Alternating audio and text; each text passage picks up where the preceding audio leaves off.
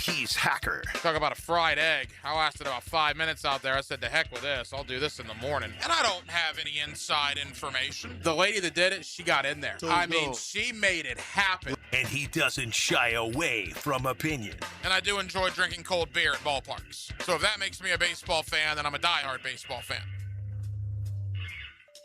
It's Hacker After Dark on 1010XL. And a very good Wednesday evening to you, Jacksonville. It is Hacker After Dark, 1010XL 92.5 FM with Aaron Williams. The Hacker Ryan Green with you. Glad you are with us. A Wednesday that, well, had a lot going on here in the city of Jacksonville. Jaguar team president Mark Lamping held a 50-minute press conference earlier today, and I commend him for that.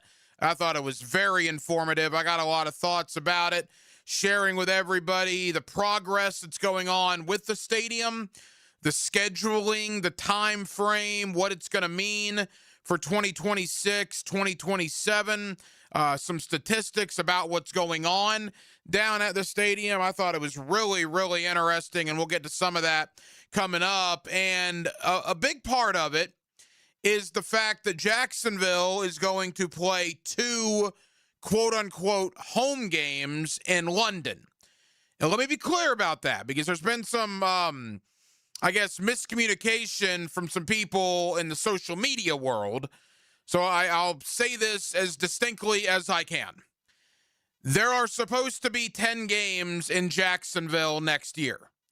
Well, 2 of those 10 are going to be in London. So there are going to be 8 games in Jacksonville next year. 2 in the preseason, 6 in the regular season. There will be 9 games played in opposing NFL stadiums, and there will be 2 played in London. So yes, it's not a quote home and road game like in years past. No, it is 2 home games that the Jaguars are going to play in London. Why are they going to do that? Well, I'll get to that in just a moment. That will lead us off here on our big deal of the night. I did want to mention this as well before we get going. JP Shadrick, Jaguars.com, Jaguars Radio, joins us in about 15 or so minutes. Also, we're going to crunch the numbers. Daniel Griffiths, Action Sports. He's all about the analytics, man, the decimal points, the percentages when it comes to the Jaguars, the offseason, free agency, and the sort. So we'll have Daniel Griffiths joining us here on Hacker After Dark towards the top of the 9 o'clock hour. Mainly NFL football, a sprinkling in of a little hockey and Olympic wrap-up with Zig Fracassi in the later on in the 9 o'clock hour. Zig actually is on-air host on Sirius XM NFL Radio, but Zig is one of the biggest hockey guys that I know. So we'll talk a little Jags with him, but we'll also talk a little Olympic fallout as well. But before we get into all that, I did want to mention this. The Gator basketball team is playing right now. It is halftime out in Austin. They trail Texas 39-36. Texas is a good team. 17-10. They've won 5 out of their last 6. They're a projected 10 seed in the NCAA tournament.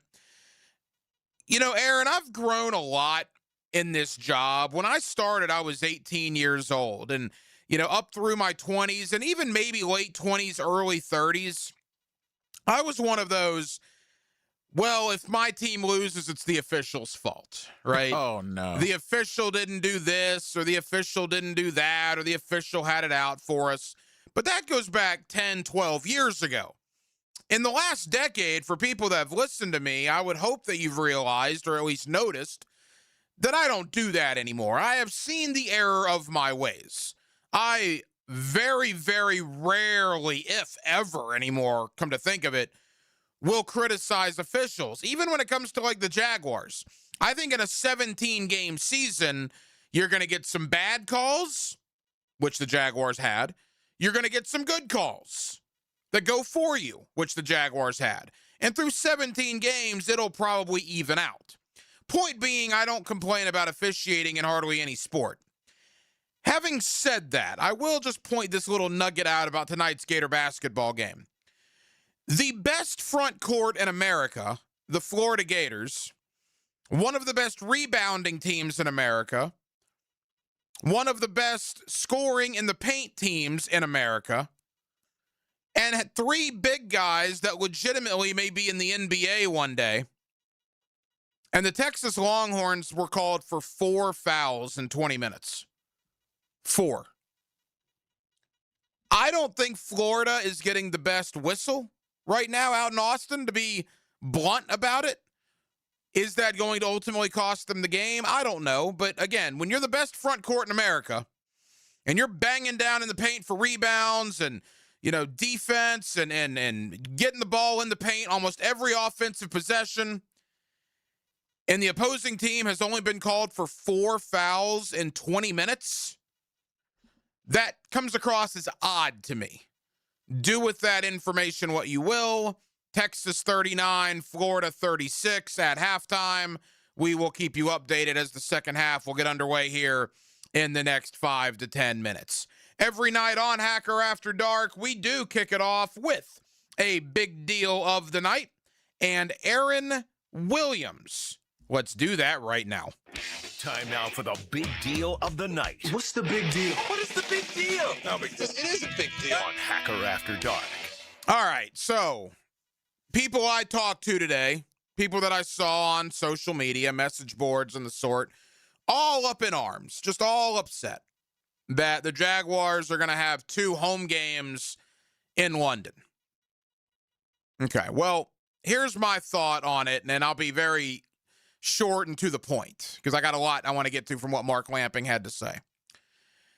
Is it a competitive disadvantage that the Jaguars are going to play 17 games this year and only 6 of them will be played in Jacksonville? Yeah, it probably is.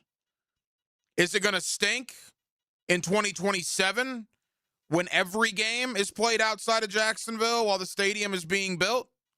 Yeah, probably does. The key phrase you need to learn if you're a Jaguar fan: short-term aggravation for long-term appreciation. Next 2 years as a fan aren't going to be a lot of fun unless the Jaguars win, which that'll ease some of this. Remember when that Stadium of the Future was getting planned? Remember when it passed and it was getting planned? The original thought was that both 2026 and 2027 were going to be played elsewhere. Remember that?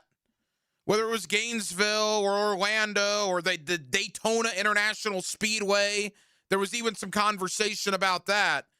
Originally, 26 and 27 were not going to be played here in Jacksonville. But then the Jaguars did a lot of town halls. They got a lot of feedback. Is there any way that they can only be gone for 1 year? Is there any way that we can play 26 here in Jacksonville? And to the Jaguars' credit, to Shad Khan, Mark Lamping, and the powers that be, to their credit, they've made that happen. There will be football here in 2026. Now, limited capacity. Only 42,000 and change are going to be in that thing. The upper deck's going to be completely closed off. But you will get football here. But as a trade-off to that, you're only going to get 6 home games in the regular season. Last time I checked, 6 home games was better than 0, which was the original thought. Again, 26 and 27, the Jaguars weren't going to be here. They listened to their consumer, said, all right, we hear you. We're going to try to remedy this. And so they are having football here in 26, just with a couple of games in London. Looking even bigger picture, what's the alternative? Well, the alternative is not having a stadium be built and the team leaving Jacksonville, right? Go talk to people in St. Louis. Go talk to people in Oakland. Go talk to people in San Diego. Would they like to be listening to a sports talk radio station right now? And would they like to be on message boards and Twitter and whatnot complaining about only having 6 home games in 2026? And complaining that their team has to play elsewhere in 2027 but they know the stadium's coming in 2028. Would they like that? I bet they probably would, right?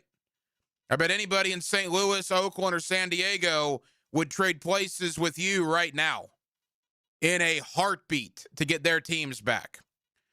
Short-term aggravation for long-term appreciation. It's like I just had a buddy that had back surgery. And going into the back surgery, all they kept telling me was, oh, the next 2, 3, 4 months are just going to be awful. And I said, yeah, they probably will be. The recovery will not be good. But you're thinking about it all wrong. 2 or 3, 4 months is probably going to suck, right? Probably will. But what's your life going to be like a year or two from now when that back is healed up? It's hard to think about that, right? Because you're so, we woke up this morning and we see, 2 home games in London. I get it. You're upset about it. That's the short-term aggravation. By the way, if you're ever going to do that, this is the year to do it, right? Stadium's at limited capacity anyway. The entire upper deck is going to be closed off. You're only getting 42,000 people in that stadium because the stadium of the future is coming. I mean, you're going to be playing football games in a construction zone. We talked about that when this whole thing happened, right? Do you want to be down there in 2026 to play in a construction zone? Or do you want the team to be gone for 2 years? Well, obviously the Jaguars listened to you, the consumer, that said, well, I want to watch football in a construction zone. So they're making you able to do that with a few caveats, one of which is obviously having 2 home games in London. Short-term aggravation for long-term appreciation. It's funny. We got to go quick here. We were talking about this earlier. If the Jaguars were terrible still, I don't know how many people would care. If the Jaguars were still that 2-14 or 2-15, 4-13, 6-11 team, would anybody be up in arms about this? Knowing the stadium of the future is coming? Probably not. The Jaguars might be pretty good in the next couple of years, which is, I guess, the unfortunate part, the short-term aggravation. But man, when that stadium of the future is here and you have stability here for the next 30 years with that lease, it'll all be worth it. It'll all be worth it. You just have to bite your lip when it comes to the outside world. The absolute morons outside of Jacksonville that are finding out 2 home games in London. And, I mean, social media is just a garbage can at times. It really is.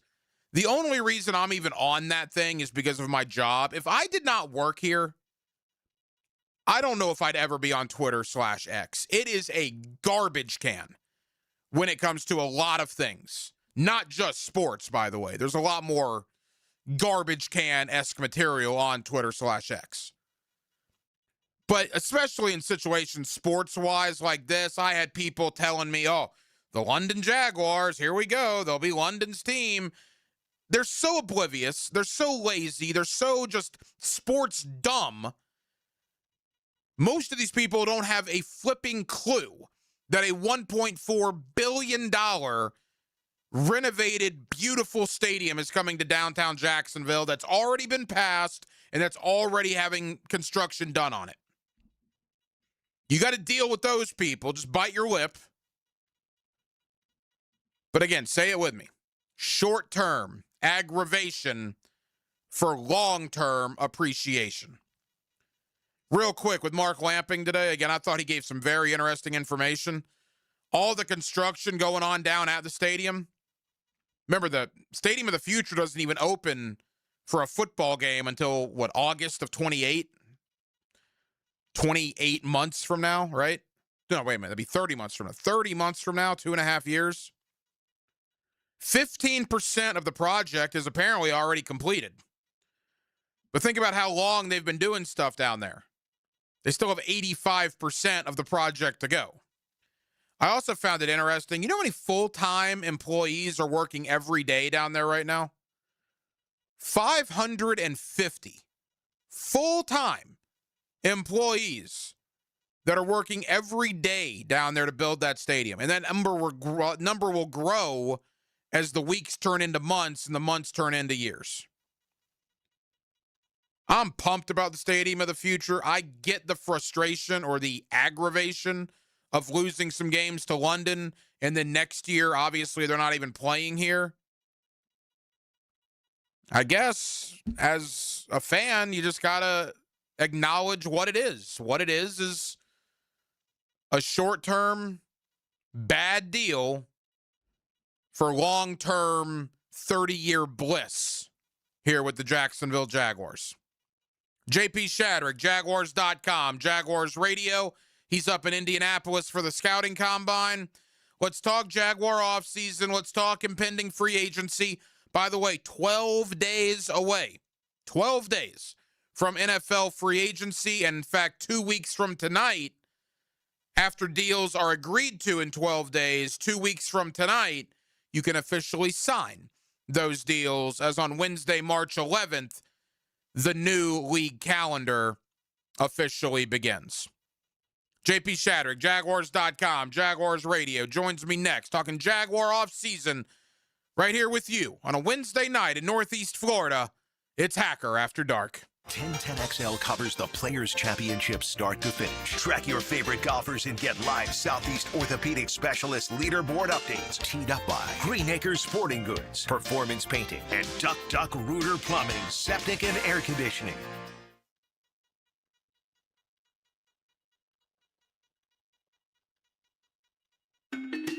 Hey folks, Rick Ballou here for the Blue Crab Crab House. February means the Mardi Gras menu returns to the Blue Crab Crab House. Gumbo, shrimp Orleans, black and red fish, appetizers, dessert, and more. This includes, of course, their regular menu where you get crabs from the Alaskan waters, the Canadian waters, the Southern Georgia waters. It's only at the Blue Crab Crab House. Doors open at 4:30, San Jose, and of course, Jewington Creek Road. Not everyone is built for a cubicle. At Local 234, apprentices get paid to learn hands-on skills like plumbing, pipe fitting, HVAC, the stuff Jacksonville runs on. No endless lectures, no massive student debt, just hands-on training, real jobs, and real pay. This is how you level up, by doing work that actually matters. Check them out at UA234.com. Proud partner of the Jacksonville Jaguars. Local 234. Make the right connection. Hi, I'm Sean Monahan from Monahan Jewelers in Atlantic Beach. Since 1977, we've been Jacksonville's local family jeweler with a beautiful selection of fine jewelry and certified diamonds. But we're also Jacksonville's leading buyer of gold, silver, and diamonds from the public. Gold has recently hit an all-time high at over $5,000 per ounce, and silver is over $100 per ounce. Pay bills, buy something fun. Now is the time to sell your gold and silver for cash and get top dollar, or trade it in for a new piece and get even more at Monahan Jewelers in Atlantic Beach. Get in the paint with Patrick Young as he and Dan and Jeff break down Florida Gators basketball. It's the smartest Gator Insight every Friday morning at 8:30. Tipped off by Southeast Orthopedic Specialists on 1010XL. Are you ready for another historic season at the bank? It's time to lock in your seats for 2026 by placing your deposit now. Next season will be played at Everbank Stadium, but seating capacity is limited due to in-bowl renovations, and spots are going fast. Don't miss out on your chance to see the season's biggest matchups and highlight real moments by placing your deposit at Jaguars.com/tickets or by calling 904-633-2000. Go Jags! Hey, it's Travis from Cannons of Jacks. Thank you for trusting us for 55 years of custom welding fabrication and vehicle towing accessories. When you need a trailer hitch for the family car, a gooseneck for the company truck, or even RV towing options, call us at Cannons. We can do a bumper hitch, fifth wheel hitch, anything for safe, reliable towing. Come to Cannons of Jacks, where service is our #1 priority and we treat our customers as we like to be treated. Check us out online, cannonsofjacks.com.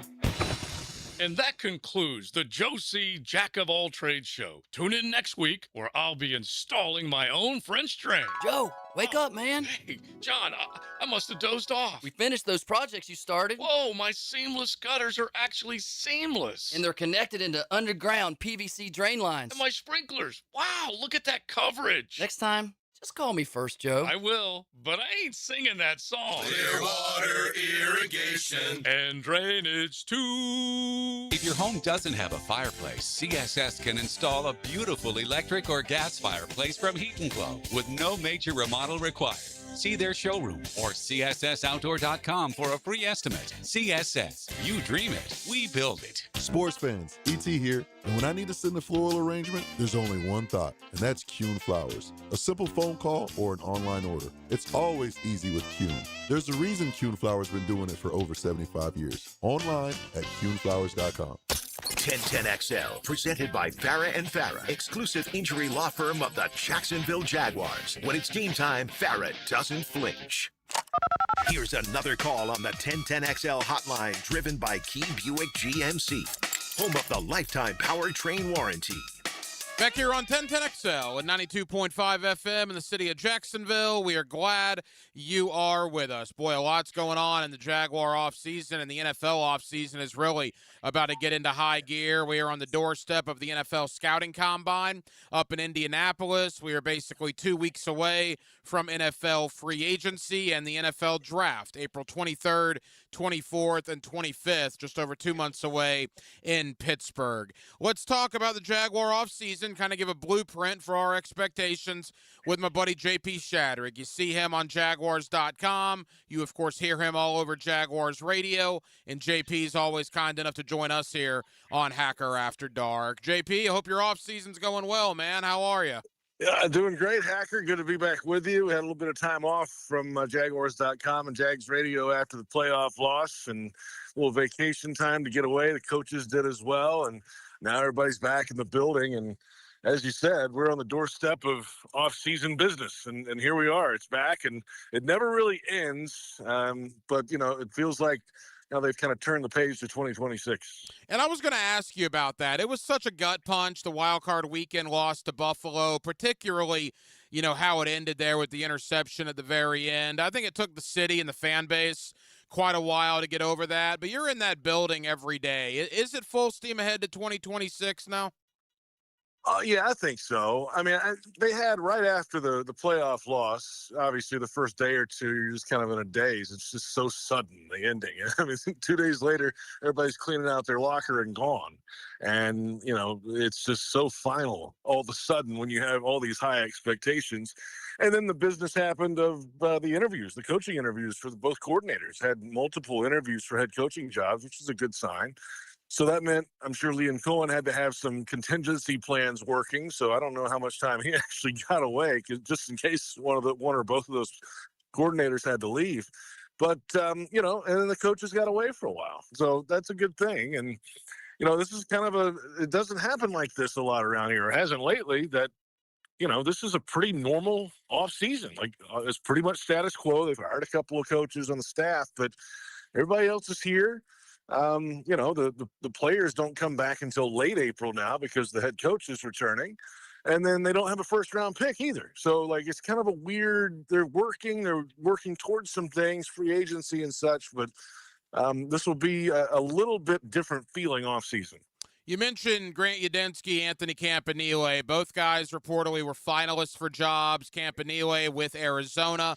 Udinski appeared that he was in the conversation in both Cleveland and Buffalo, but ultimately both guys will return in 2026. I mean, just put into context how important that is to get both of those guys back. Oh, yeah. I mean, it's status quo, and that was a good thing to see them both grow as the year went along, especially Camp on defense. I mean, remember the bye week, they had to make some adjustments and certainly did that. And after the bye, this Jags defense was fantastic, and he's great in front of the room, and he can connect with players, and he has that different mindset about him, and that's going to run a long way. And he'll get an opportunity again, of course, if they continue to play well. He'll get some more opportunities as it goes. Once you're kind of in that cycle, that's usually just how that works. And Udinski, everybody's looking for the next great young coach, and Udinski kind of fits that bill with the success they had on offense this year and his track record in really just a short time in the NFL. And I think he impressed a lot of people in this cycle. And you know what? Maybe the time wasn't right.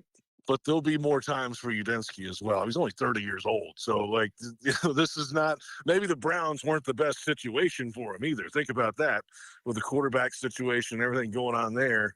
But, now he's got the experience of some head coaching interviews, and that will go a long way the next time it comes around. JP Shadrick, Jaguars.com and Jaguars Radio.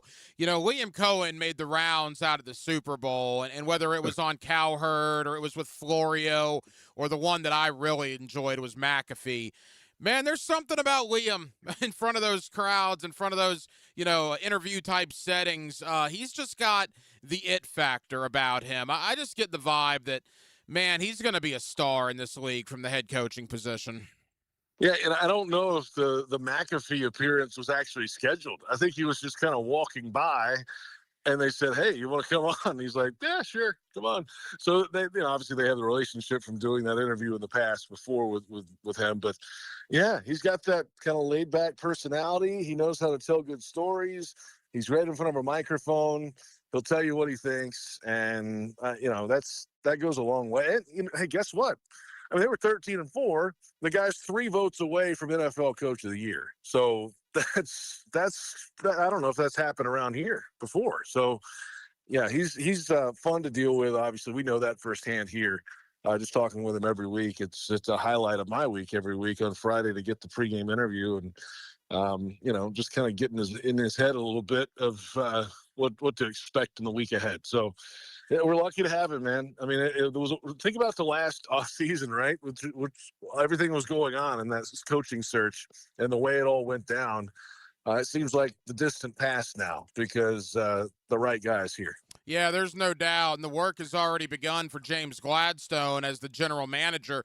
And it's interesting, we're at the 1-year anniversary of Gladstone being hired. Remember, he literally had his introductory press conference and then basically got on a plane to go to the Combine last year. It's hard to believe it's only been 1 calendar year since James Gladstone arrived, and we got some free agency stuff to discuss, JP, but certainly the process has already begun. The re-signings of DJ Dallas and Matt Dickerson and also Christian Braswell, I believe. Yeah, I mean, those are, just core guys you need around on your roster. And when you have the 90, and obviously DJ Dallas came in late in the season. Dickerson had a spell there where he was very valuable for what they were trying to do on defense, and guy who's been around a lot of different teams in the league and finally found a little bit of traction here. And the cornerback position is going to be a spotlight this entire offseason, I think, with Travis Hunter's return, whenever that happens in the offseason program. What's Jordan Lewis doing? How's his health?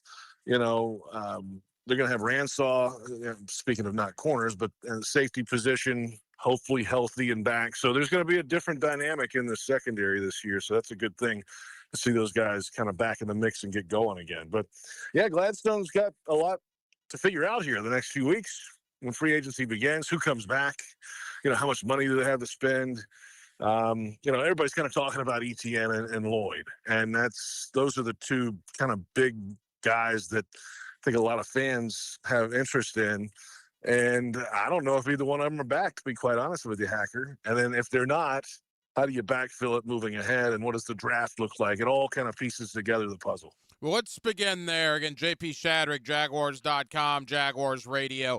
Also, Greg Newsome and Monteric Brown are free agents, which leads me to Travis Hunter. What did you make of a week or so ago, the whole Travis Hunter is going to play primarily defensive back, and that kind of blew up on social media nationally a little bit? I don't think it was really a surprise here. I'm not sure why it caught people off guard elsewhere. Well, James Gladstone pretty much said that in his press conference 2 days after the loss in the playoff game. That, look at the roster, look at the pending free agents, and you kind of can tell where Travis Hunter might play most of his football next year. He literally said that. So I mean, that's the way it works, right? I mean, a quote happens, they might save it for later, and it comes out a month later, and it's now news again. So I don't think it's a huge change of anything, and I think they still work through what they could do with Travis. And we saw it last year on offense. Like, he had some trouble lining up. I mean, he had all these illegal shifts, and there's a lot of intricacies to this offense. It just takes time on task to learn. And when you have time on task on the other side of the ball too, it's tough to make that a priority on offense. So, that's the feel for me. Yeah, full-time corner, it's a position they need anyway. And then get him out there for some packages on offense, right? And he's fantastic in space with the ball in his hand. So make that happen, figure out ways to make that happen. I think that's the future. Couple of more for J.P. Shadrick. Obviously, the four big free agents, as we mentioned, Newsom, Brown, Lloyd, and Etienne. More on them in a moment. There are a lot of those core guys that you mentioned as well, whether it's Gardeck or Wingard, Tim Patrick, DeJuan Smoot, right? Guys of that sort. Austin Johnson. What's your thought on those guys? I mean, are they going to look to bring most of those core guys back if they can? I mean, Gardeck was valuable for this team, right? Especially later in the season. He's kind of rushing from the edge at times, and he's fantastic on special teams, has no fear running down the field and putting a lick on a guy, which is great to see. Johnson was one of those rotational defensive linemen that was important for this team last year. I could see both, if the number's right, like bring both of those guys back as just kind of role-playing pieces for this defense and the special teams group. I like those guys a lot. Now you got to look at the age of some of the other guys, right? I mean, remember DeJuan Smoot, he's great, fantastic in the locker room, great in the community, but getting up there a little bit, and what was his real impact on the field? I don't know. We'll see moving ahead on that one. Again, it comes down to the numbers on those guys, but I mean, the priority are the other guys you talked about. I don't know if Newsom's coming back, because that felt like there were moments where he just wasn't performing up to par. And he got here quick, the first plays on the field, they throw at him at the touchdown. He settled in a little bit after that. But, hey, they give a couple picks for him. I don't know if it worked out. You kind of move on. And you've got two guys coming back in the secondary like we talked about earlier. And so I just have a feeling that's probably not going to work out. And it feels like between Newsom and Brown would be the priority for the team. Is that your feeling? Yeah, I mean, and let's be honest with Monteric. He's not a lockdown number one corner, right?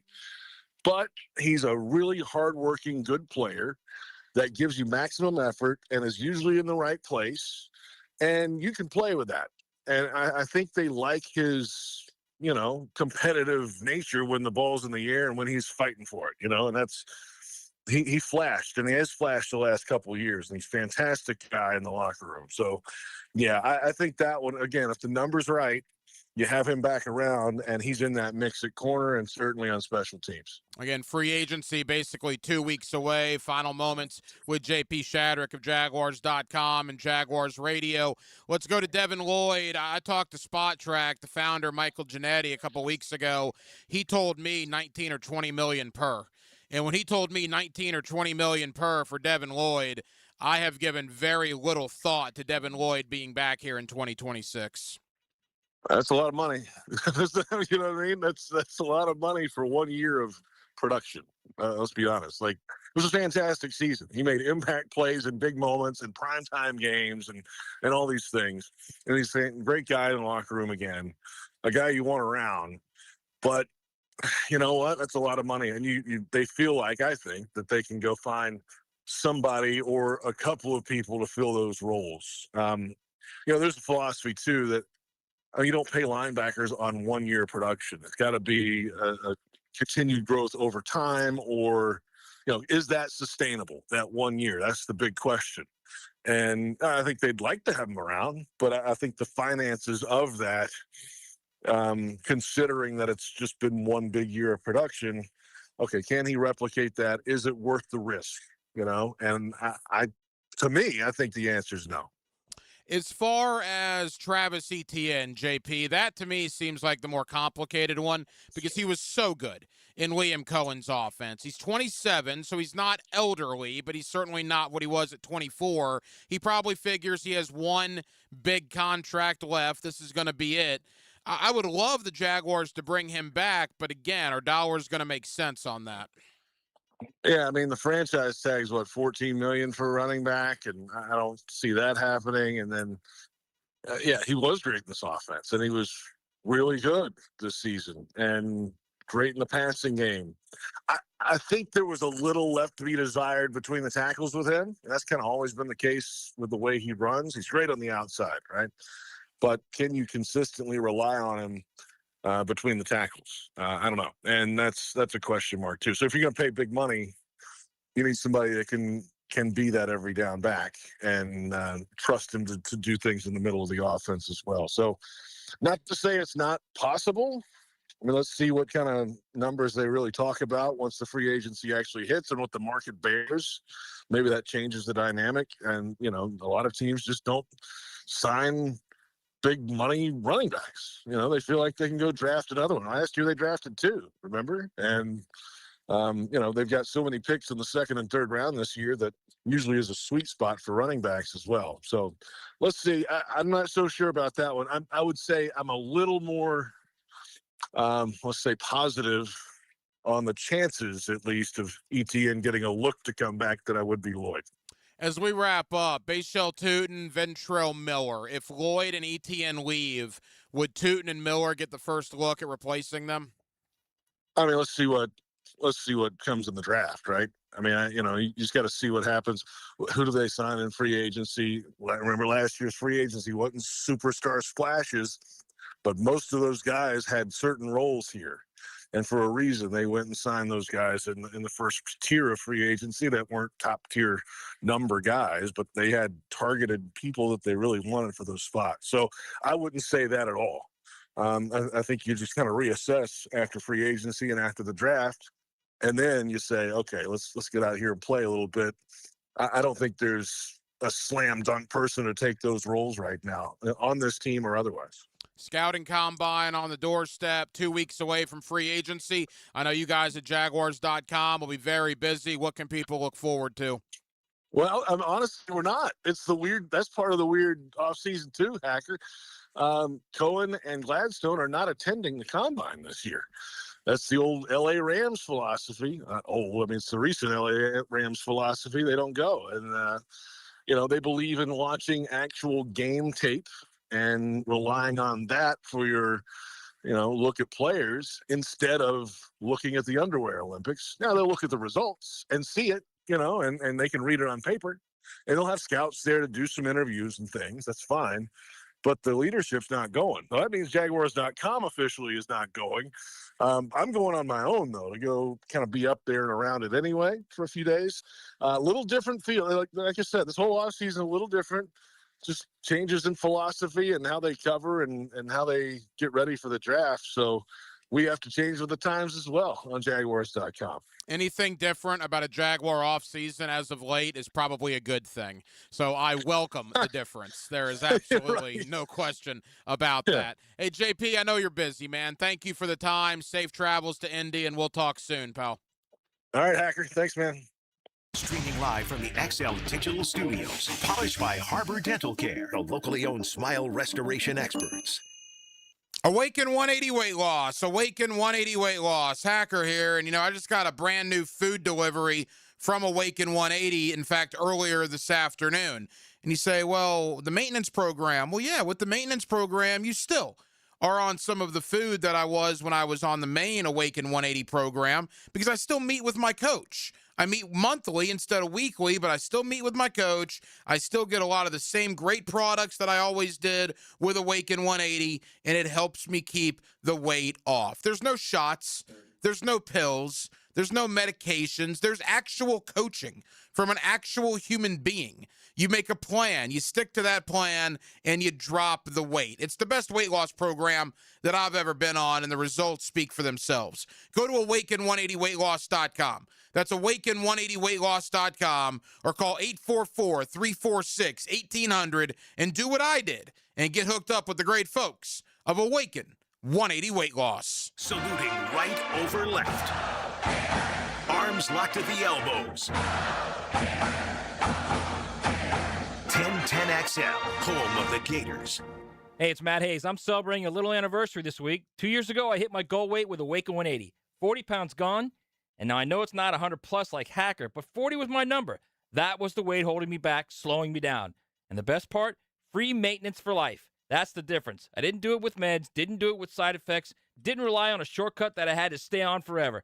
I did it with a plan, awesome coaching, and learning how to eat in a way that actually works in real life. Awaken 180 knows you travel, knows you eat out, knows you have cravings. A real-life plan for real-life people. Maybe your number's 25 pounds. Maybe it's 40 like mine. Maybe it's over 100 like Hacker. Whatever your number is, we're proof you can reach it and keep it off without putting something in your body you don't want there. Awaken 180 works. Get your number at awaken180weightloss.com. That's awaken180weightloss.com or call 844-346-1800.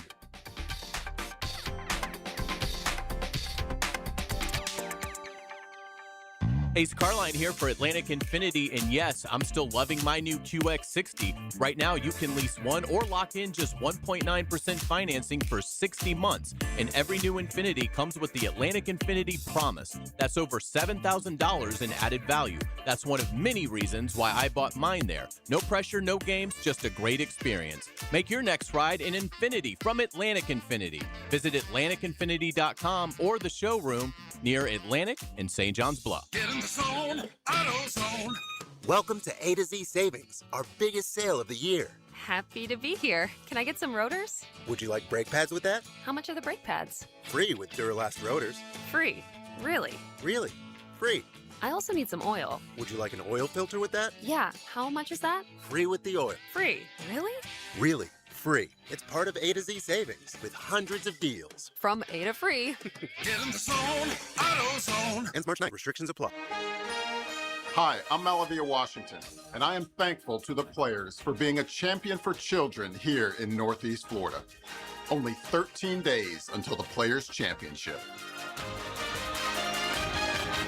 After attending a Saturday Bumps and Bruises clinic by Southeast orthopedic specialists, my son's hip and shoulder issues were diagnosed quickly, and he's back playing. As a busy family, we really appreciate their prompt attention. I've been having knee problems for probably 6 months, and I had heard about Southeast Orthopedics on the radio, and I gave them a call. They got me right in. Dr. Kevin Murphy did it. It was painless, and it's been doing fantastic. Southeast Orthopedic Specialists. San Jose Collision in Mandarin is proud to be an I-CAR Gold Class collision repair facility. That means they meet the industry's highest training standards. Experience the difference at San Jose Collision in Mandarin. The First Coast Games is an annual team-building challenge to introduce fun activities into the workplace and focus on your employees' health and wellness goals. These goals include some friendly competition, of course, including pickleball, cornhole, volleyball, flag football, and other team sports. The games will begin in March. Register your company and teams at fcymca.org. For 25 years, Instant Keys has been the go-to locksmith service for car keys, transponders, and even high-tech smart locks. For honest, professional locksmith service, Instant Keys comes to you. 1010XL, presented by Farah and Farah, exclusive injury law firm of the Jacksonville Jaguars. Focused, fueled, fearless, Farah.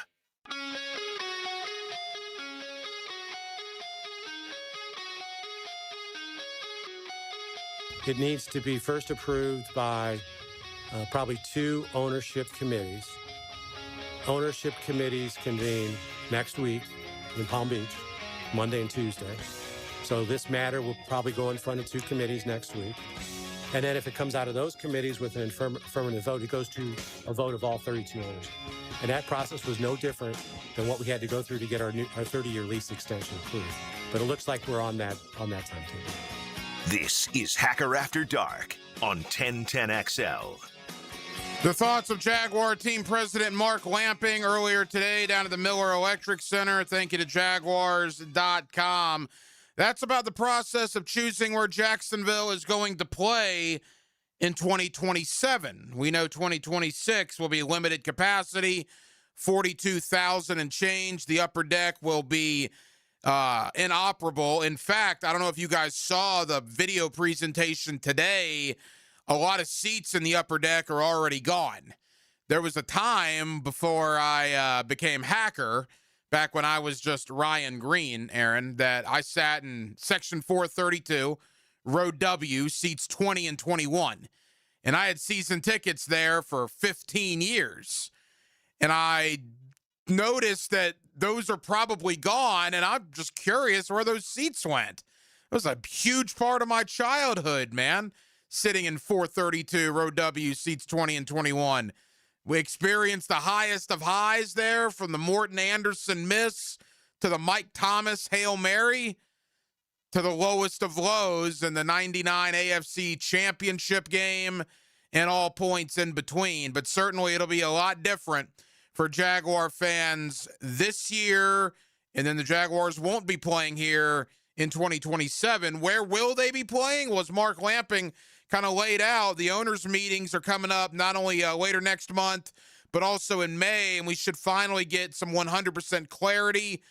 I think it's probably the worst held secret out there that Orlando seems pretty confident that they're going to get it. I know a lot of people in Orlando that believe they're going to get it.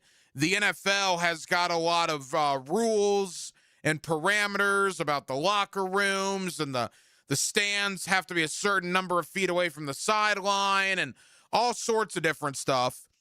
And Florida Field, I don't think, adheres to some of that, whereas Camping World Stadium in Orlando has hosted the Pro Bowl and things of that sort, so it probably is more NFL specific than Gainesville. So we'll ultimately see. It'll be interesting.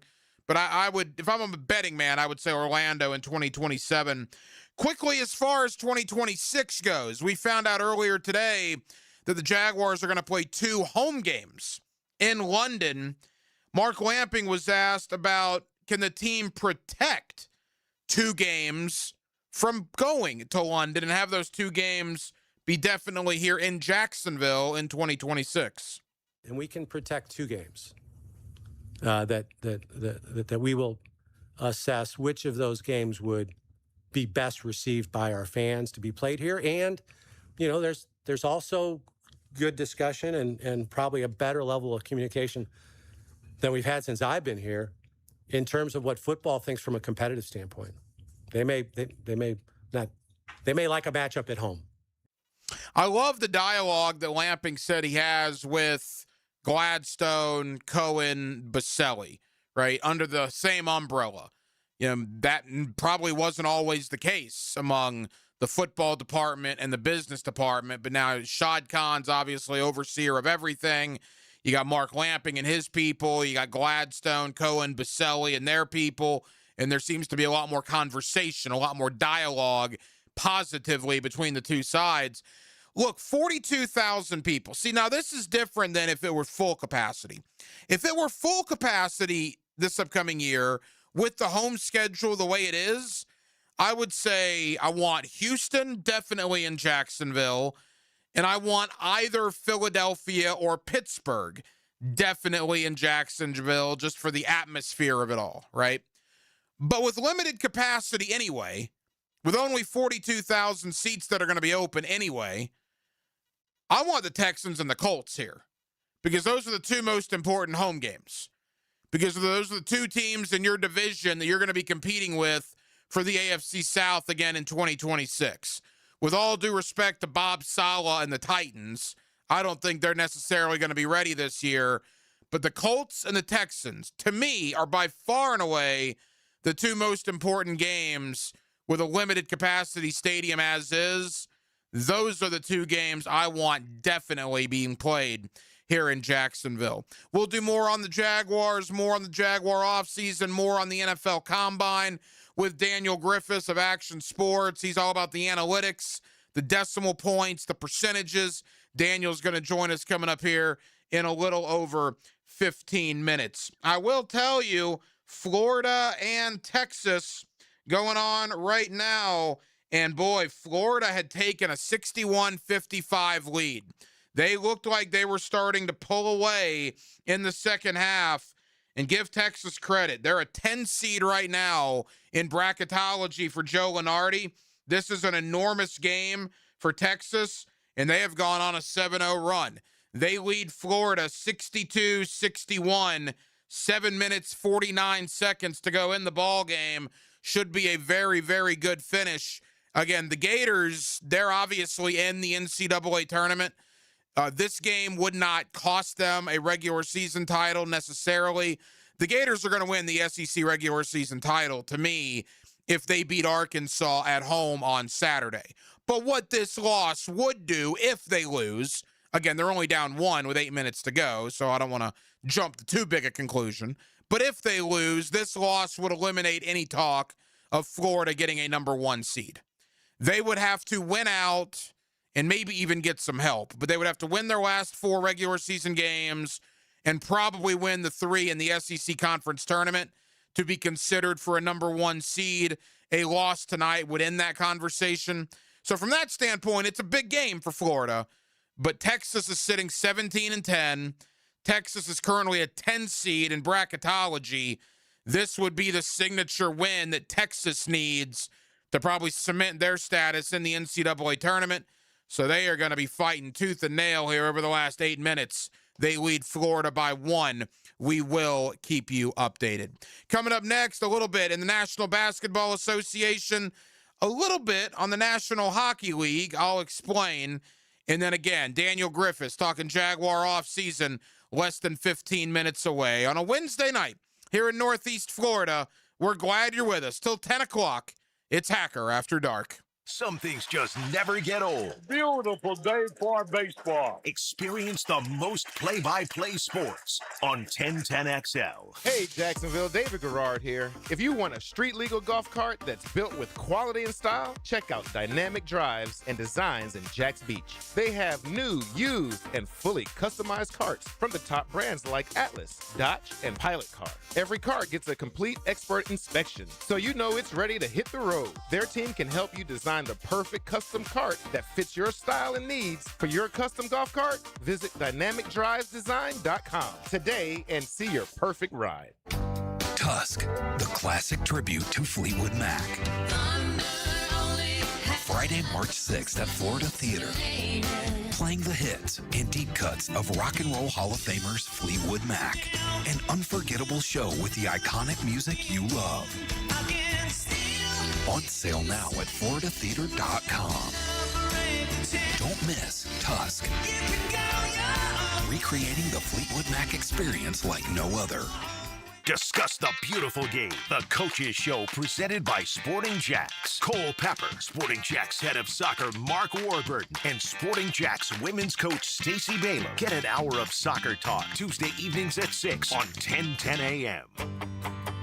Hey, Jacksonville, I'm sure by now you've seen our bright green GFL trucks and containers throughout the greater Jacksonville area. We are an industry leader in solid waste and would love the opportunity to earn your business. We are committed to customer service, reliability, and have unwavering focus on safety. Whether commercial or construction, let us haul your waste away. Call 904-760-5880 to get a quote today. GFL, green for life. Bro, have you heard about the hottest and newest sports league in town?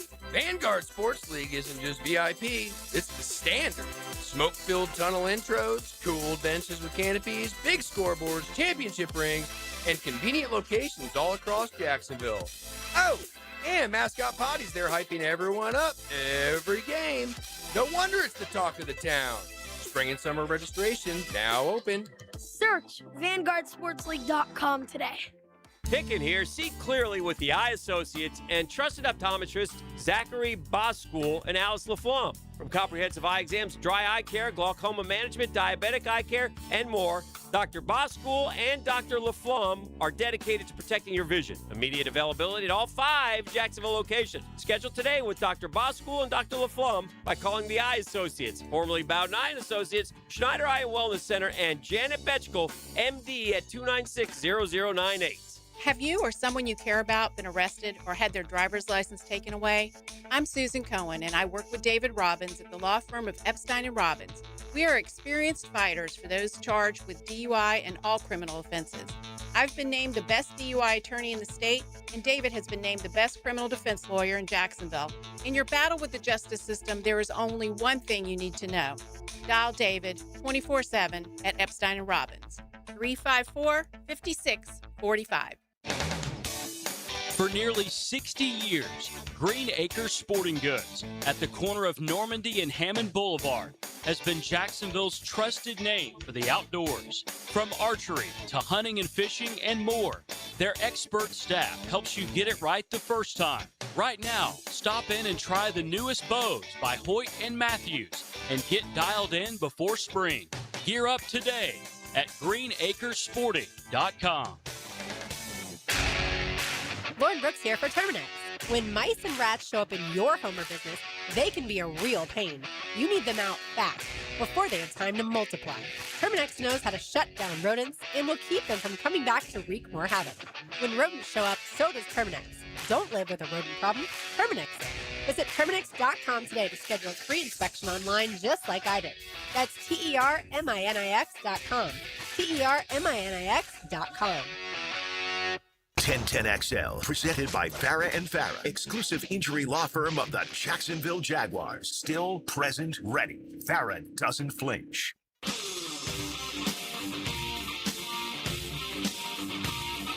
Hacker, After Dark on 1010XL. Approaching halftime, Hacker After Dark, 1 hour down, 1 hour to go. We will take you up till 10 o'clock as we do every night here on 1010XL and on 92.5 FM. Boy, a back and forth game in Austin between the Gators and the Texas Longhorns. Florida now has taken a 70-64 lead. Alex Condon, 2 games in a row, has been the best player on the court. Florida was down 62-61. They are on a 9-2 run, 5:20 to go in the ball game, and the Gators do lead Texas 70-64. We will keep you updated. Speaking of basketball, wanted to get this in from last night. It's one of those nights, Aaron, where I fell asleep because the Magic and the Lakers didn't even tip off till 10:30.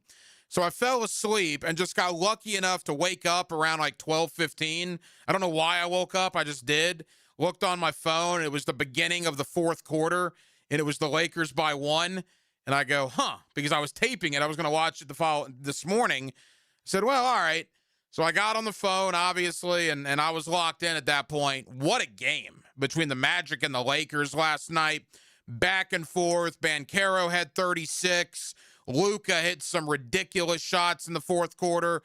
But in the end, give Orlando credit. I'm a diehard Magic fan. I've been as critical of them as a fan can be because of the nonsense that goes on with injuries and everything. But they went into L.A., and they got L.A.'s best shot with Luka doing his thing. LeBron had 20+. But in the end, LeBron missed a shot at the buzzer. And Orlando not only beat the Lakers 2 nights earlier, they beat the Clippers, a 3-1 West Coast trip. And Orlando now finds themselves 31-26 overall, 5 games above 500.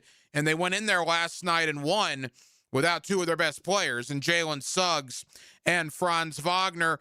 And tonight, and we're going to do more of this in the 9 o'clock hour with my buddy Zig Fracassi, tonight is the first night of the National Hockey League returning since the Olympics. A lot of those gold medal guys are back on the ice for their given NHL clubs, and that goes to show you right there. I don't know if I've ever talked NHL on Hacker After Dark.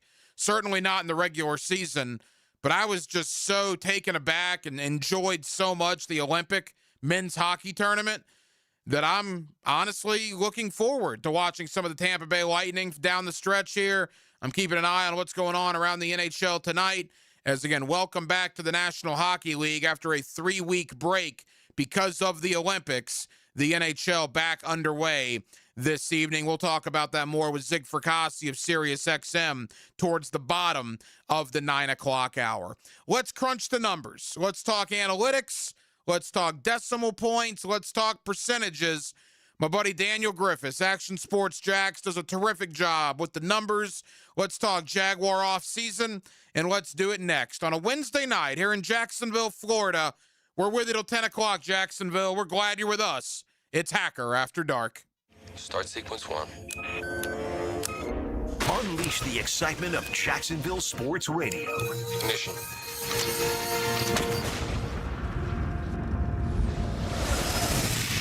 1010XL.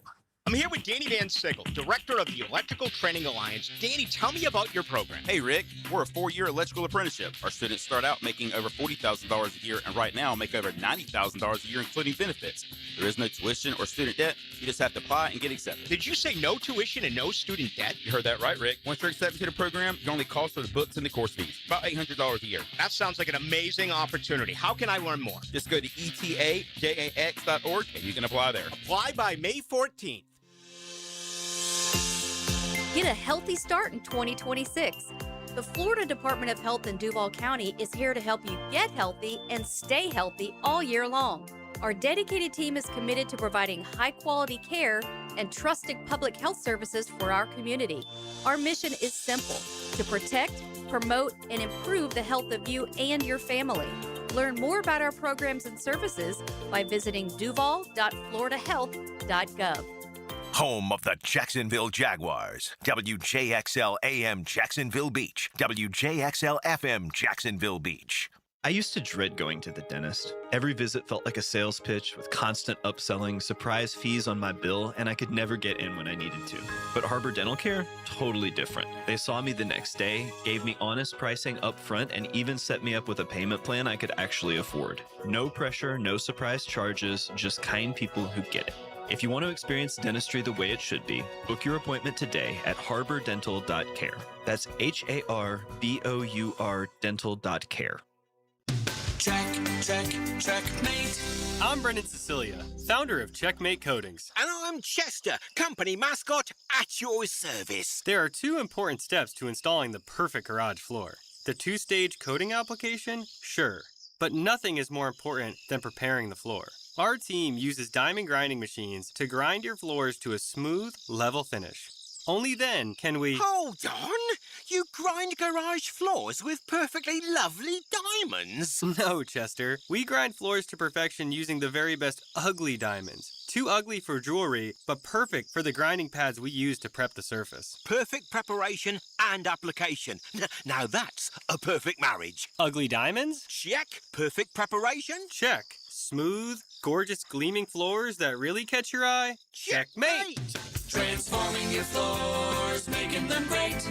Checkmate. Visit checkmatecoatings.com. Make Capital Glass and Shower Doors your premier choice for top quality glass solutions. With over 40 years of expertise, their team specializes in commercial and residential projects. From elegant shower doors to modern frameless enclosures, they've got you covered. But that's not all. They also offer glass railing systems, glass wine cabinets, and much more. For unmatched quality and service, choose Capital Glass and Shower Doors. Your vision, their expertise. Visit online at capcoglass.com. The Purple Heart isn't just a name, it represents service, discipline, and earning trust. At Purple Heart Pools, that standard shows up most in pool renovations. If your pool is outdated or worn down, now's the time to upgrade. So when summer arrives, your pool is ready. From new finishes and tile to decking, lighting, and full transformations, every upgrade is handled with precision and attention to detail. Purple Heart Pools. Pool renovations done right. Are you looking for a place to outfit your truck or van? It's Catlin Truck Accessories. For 105 years and 4 generations, Catlin is the name you can count on. This is Keith Catlin, and we know trucks and vans too, from Lear toppers, ladder racks, van shelving, strobe lighting, roll and lock bed covers, and everything in between. If you want quality products and great customer service, there's only one name. It's Catlin. Who can you count on? Count on Catlin. For 105 years, you can count on Catlin. 1010XL, presented by Farah and Farah, exclusive injury law firm of the Jacksonville Jaguars. When it's game time, Farah doesn't flinch. Here's another call on the 1010XL hotline, driven by Key Buick GMC, home of the lifetime powertrain warranty. Back here on 1010XL and 92.5 FM in the city of Jacksonville. We are glad you are with us. The NFL offseason pretty much starts this week, right? The NFL Scouting Combine up in Indianapolis.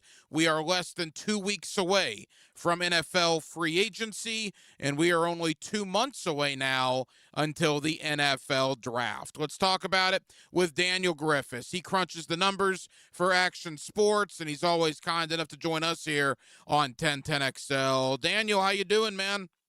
Hey, very well. It's always, this is like one of the most exciting times for pretty much every fan base. You kind of get the idea of what your team's going to do in free agency, and then after free agency, you have the draft, and it's always a hopeful part of the year for pretty much every fan base. Is like how can we make the football team better, and you get some new players to research and learn about. Especially fun for me doing all the data stuff to figure out, try to paint as good a picture as I can of who some potential targets are, and then when those players are selected or signed, give fans a better idea of who those players are. Yeah, I say it every year. Hope springs eternal for every NFL fan base, March to August, and then reality tends to hit some people in the face come September. But we're still a long way from that. Teams need to be built heading into 2026.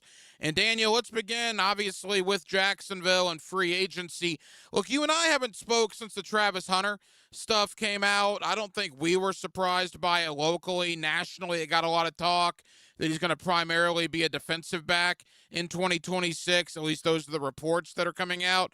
But it makes perfect sense with the impending free agency of Montaric Brown and Greg Newsome, combined with the emergence of Parker Washington and the arrival of Jacoby Myers.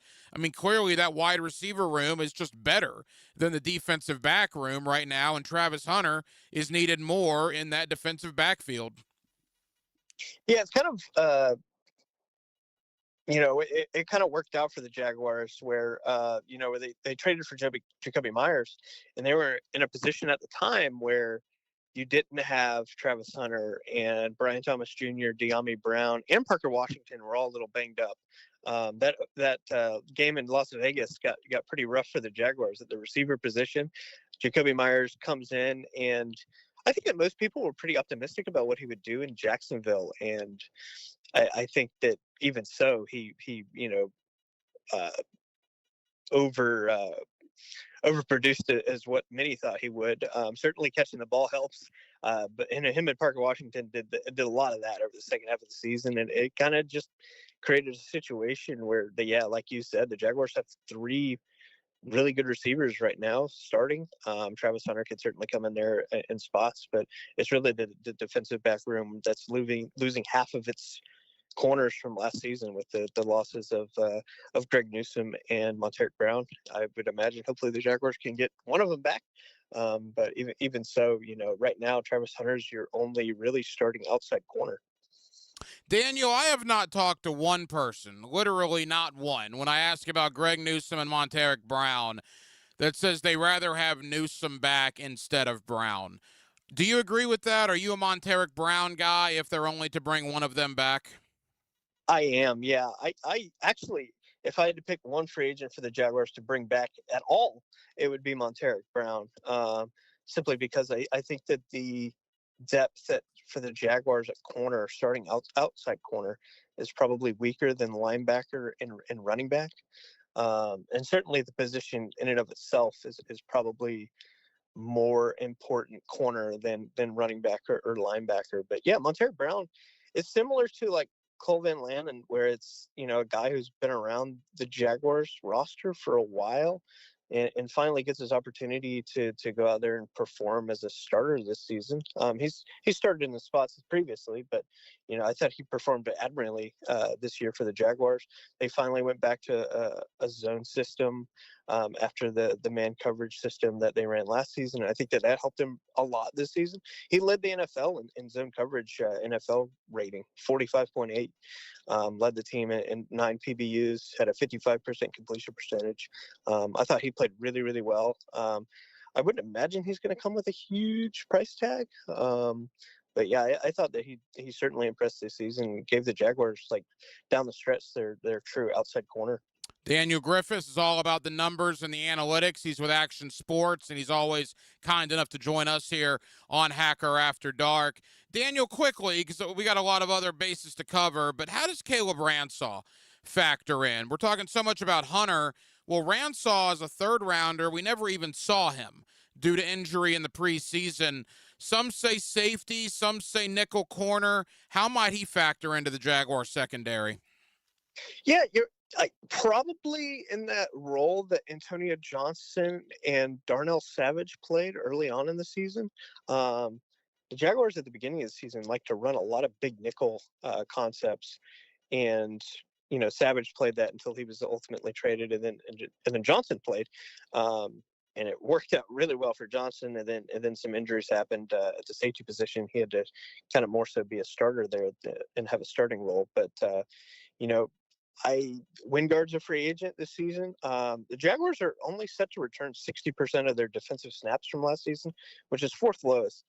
So regardless of who they bring back, there's going to be a lot of turnover on the defensive side of the ball for the Jags. Safety is probably going to be one with the departure of Andrew Wingard, unless they decide to bring him back. But I think that it would probably help Caleb Ransall to play a little of both and get some more comfort there. He obviously played corner at Tulane. And I think that having a tweener big nickel role would probably help him, since he didn't get to play a whole lot this year. The speed and athleticism is certainly there. He's one of the fastest safeties ever to enter the NFL. So I'm really excited. There's a lot of guys like that in the Jaguars rookie class from last season that didn't really get their chance to shine with injuries. You mentioned the defensive snap percentage that may or may not come back. Obviously, the headliner is Devin Lloyd. I think most people would be pretty surprised if he came back with some of the rumored numbers that he's likely to get on the open market. And if Devin Lloyd does leave, that begs the question, Daniel, I mean, is that a Ventrell Miller, Jack Kaiser situation to replace him, or do the Jaguars maybe look for a lower value free agent or potentially try to do something in day 2 of the draft? Yes. Yeah, I mean, I quite like Ventrell Miller. He's definitely not going to put up the interceptions and have the production and coverage that Devin Lloyd did this year. Obviously, you've got Foye next to you, so that's always going to be awesome for whatever linebacker it ends up being for the Jaguars. But similar to Caleb Ransall, we didn't get to see that much of Jack Kaiser, who I liked last year's draft. I would probably lean more towards them bringing in a lower level free agent. I mean, they have so many draft picks, so it's definitely possible day 2 or 3 of the draft they bring someone in to maybe compete for that second spot. But as it sits right now, I would imagine it's probably Ventrell Miller. But I think pretty highly of the Jaguars' depth at linebacker. Now they're obviously starters, so it's going to be a little bit different expectations. But yeah, Ventrell Miller's certainly very, very good in run defense. Coverage is going to be something he certainly has to work on going forward, though. Couple of more for Daniel Griffiths of Action Sports. Finally, before we get to a quick thought on the draft class, Daniel, the complicated one to me is ETN. There's so many reasons to bring him back.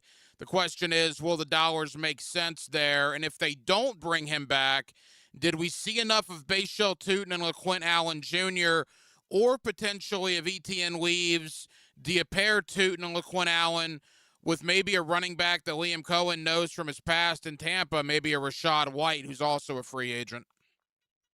Yeah, something that ETN struggled with last season, 2024, was pass protection, and I thought that he was much better there. It was kind of something that was discussed quite a bit with Liam Cohen coming in, of how much that he values that in running backs, as well as receiving out of the backfield, which is something that ETN also improved greatly upon this season. He was second in the NFL with 6 receiving touchdowns at the running back position. So I definitely wouldn't be surprised if they bring in a Rashad White, who does similar things for Bucks in Tampa and did similar things for Liam Cohen.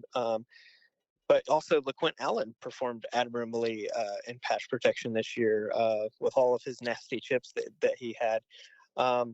I'd like to see him more out of the backfield as a receiver if they decide to go with the Tutin-Allen route. I thought Tutin played pretty well, but yeah, I mean, you're putting a lot on the shoulders of really 2 rookies. They played some their rookie season, but it's 2 pretty inexperienced guys. And you're losing a lot of experience out of that room with the loss of ETN. There are ways, Daniel, the Jaguars could save some money. I know Eric Armstead designated as a post-June 1st cut, and Patrick McCarry, same thing. What's your thought there? I mean, are the Jaguars going to do some things to free up some money? I would imagine, yeah. I would imagine. I don't know if it's going to come. I doubt it would be both, because you're talking about eating a lot of dead money there. Pretty much a lot of the issues that the Jaguars have right now is regardless of who they cut, they're going to be eating some dead money. I think the Jaguars are probably have greater depth along the O-line. But gosh, you're giving up on Patrick McCarry after one season. He didn't perform great. The penalties were a concern. But, again, you have 6 really good offensive linemen with Walker Little, and all of them have position flexibility, which makes it even easier probably to let go of an expensive offensive lineman. Right now, it's Eric Armstead has the defensive tackle group as a whole has underperformed. They just signed Matt Dickerson again. That room's going to be even more desolate if you do elect to move on from Eric Armstead, and you're really going to be banking on either bringing someone in free agency, a high dollar guy, whether it's John Franklin Myers or someone else, or getting a guy really on the early day 2 of the draft. Because without Armstead, a Jaguars D tackle class room is looking really barren. So I would have had to pick, it'd probably be McCarry, but yeah, that's tough to say. Both guys bring a pretty big cap hit going into next season. Certainly, there's a lot for James Gladstone to figure out in a pretty short amount of time. Again, we're inside of 2 weeks until free agency getting underway. The NFL Scouting Combine going on up in Indianapolis, Daniel. Let's finish up there. The Jaguars do not have a first-round pick, but what they do have are 4 picks in the top 100. That's pretty good, right? Not having a first, but still being able to have 4 swings in the top 100 picks in the draft. Yeah, and it's a good year. If you had to pick a year not to have a first, it's probably a good year not to have a first for the Jaguars this season. Obviously, you'd love to be in the position for a guy like Peter Woods at a Clemson defensive tackle, or Caleb Banks from Florida. Maybe with some Banks injury concerns, missing basically the entirety of the season, maybe he falls to the second round, and the Jaguars want to utilize some of their picks to move up. But it's not that great of a class in general, especially at the top, but it is pretty deep, especially along the defensive line and at edge rusher. So the Jaguars, despite not having a first round pick, I think are in pretty good shape to get some guys that can certainly help them out early, especially on the defensive line, and with the amount of picks they have. They have the same ability to move up or down if they want to, and really be aggressive for a guy if somebody falls and they want to go get him. Daniel, final question. If it were you, if you were James Gladstone, when you look at this Jaguar roster, what are your top 3 biggest position needs heading into the draft? How would you assess that 1, 2, and 3? I think I'll go going into free agency, because it's I think right now outside corner and defensive tackle are the 2 biggest ones. If you bring back Monteric Brown, I think outside corner is probably taken care of. But the Jaguars are literally losing both starting outside corners from last season, so that's really tough right now. I would hope and imagine that they bring back Monteric Brown, so that would be awesome. And then it moves to the interior defensive line, where this season they were 23rd in pressure rate, 24th in pass rush win rate, and after Armstead's injury, it was basically non-existent interior pressure-wise from the DTs. He really struggled after his injury, and the Jaguars as a whole really struggled to help out Josh Hines-Allen and Trayvon Walker outside. As you know, and you're losing basically all of your depth at edge rusher. You're returning the 2 rookies from last year, BJ Green and Danny Strigow. But you probably have to bring in a third rotational guy, because you didn't really get that out of Emmanuel Ogbah and Dwayne Smoot that you had hoped going into last season. But I think right now outside corner and defensive tackle going into the 2025 offseason. It's going to be a busy couple of weeks and months. We got the NFL scouting combine going on right now. We got free agency less than 2 weeks away, and we are basically now 2 months away from the National Football League draft. Daniel Griffiths always crunches the numbers with us. He's from Action Sports, and he's always kind enough to join us here on 1010XL. Daniel, appreciate it. We'll circle back together after the free agent period, and we'll see where the dust has settled here when it comes to the Jaguars. Thank you as always, my friend. Thank you. Feel the weight of tradition in every swing. 1010XL is your radio home for the Players' Championship with live Southeast Orthopedic Specialist leaderboard updates. Teed up by Shillington Creek Pest Control, Jack's Outdoor Solutions, and Firehouse Subs. The Players' Championship returns to TPC Sawgrass March 10th through 15th. Experience golf's most iconic stage with enhanced food and beverage offerings, interactive fan attractions, and an atmosphere built for every type of fan. See the best players in the world, including world #1 Scotty Scheffler, 2025 champion Rory McIlroy, and fan favorite Brooks Koepka take on the legendary Stadium Course and the famous Island Green. Tickets available at theplayers.com. Hi, I'm Malavia Washington, and I am thankful to the Players for being a champion for children here in Northeast Florida. Only 13 days until the Players' Championship. He's our big hitter. I'm Jaguars Today's middle linebacker, Tom McManus. He tackles Jags talk from a middle linebacker's point of view. Fridays on 1010XL. Protected by Renewal by Anderson Custom Windows and Doors. Proud partner of the Jacksonville Jaguars. Hi, this is Dale Murray with Murray Automotive Group in Stark and Kingsland. Save yourself from those big city dealers and their fast-talking mumbo-jumbo. No matter what your automotive need is, we've got you covered. Ford, Chrysler, Dodge, Jeep, Ram, and nobody beats our prices. I mean nobody. Shazam! Plus our exclusive 15-year, 150,000-mile warranty included on every qualified vehicle. And we'll trade anything from high heels to wagon wheels. Compare our prices online at ShazamAuto.com. Then come see me, Dale Murray. I'll be waiting for you. Shazam! If you're thinking about getting a new roof sometime this year, Endless Summer Roofing can help. I'm Claudia, owner of Endless Summer Roofing. Stronger materials, expert installation, real peace of mind. A new roof isn't just an upgrade. It's the primary source of protection for your family home. Visit EndlessSummerRoofing.com for a free inspection today, and I'll make sure you're ready for tomorrow. Endless Summer Roofing. Protecting your home from Florida's endless summers. Nate Bargatze. It's a lot to have two dogs, because you gotta open the back door and let two dogs out. Big Dumb Eyes World Tour. 5-star Veterans Memorial Arena, February 26th. Tickets available at Ticketmaster.com. Hey Jacksonville, it's Fred Taylor. If you've been in an auto accident, you need a team who knows how to get you back on your feet and back to your life. At North Florida Medical Center, they don't just treat the injury, they treat the whole person, from physical therapy to pain management. North Florida Medical Center has a team of experts ready to help you heal and recover. I trust the team here at North Florida Medical Center, and you can too. So don't wait. Call North Florida Medical Center and get the care you deserve. 1010XL, presented by Farah and Farah, exclusive injury law firm of the Jacksonville Jaguars. Focused, fueled, fearless, Farah.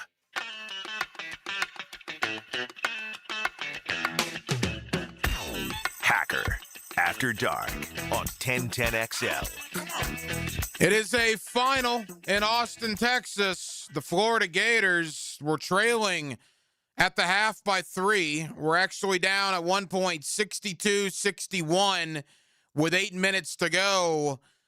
They win the game by 13. 84-71 Florida. The Gators now 22-6 overall, 13-2 in the Southeastern Conference. Todd Golden now, if you go back to last year, combine it with this year, is 58-10 in his last 2 years at Florida. 58-10, which obviously includes an SEC tournament championship and an NCAA championship among that 58-10 mark. And boy, I'll tell you, Florida, I mean, a little bit of adversity. Thomas Houck looked like he rolled an ankle, was able to come back. He only scored 5 points.